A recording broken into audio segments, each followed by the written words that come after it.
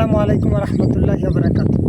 আমরা দেখতে পাচ্ছিলাম পাথারিয়া গ্রামের পশ্চিমের যে হাওরটা, এই হাওরে আমরা দেখতে পাচ্ছি পাথারিয়া গ্রামবাসীর নিজস্ব অর্থায়নে যে রাস্তাটা দিয়েছে আমাদের যিনি মাননীয় সংসদ সদস্য জনাব কয়সর এম আহমেদ।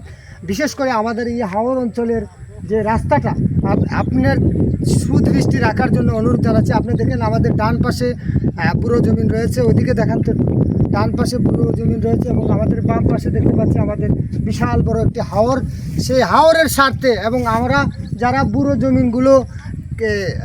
জমিন ফসল নষ্ট করে এবং বুড়ো জমিন নষ্ট করে আমরা এই রাস্তাটা দিয়েছি আমাদের গাড়ি ঘোড়া যাওয়ার জন্য, ধান নেওয়ার জন্য।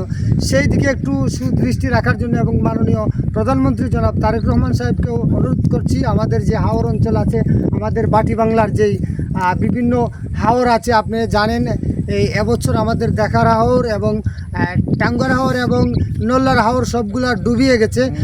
সেদিকে আমাদের কৃষক যারা আছেন তাদের প্রতি একটু সুনজর রাখবেন, এই বলে আমার বক্তব্য শেষ করছি। ধন্যবাদ সবাইকে, ভালো থাকবেন, সুস্থ থাকবেন, আল্লাহ হাফিজ।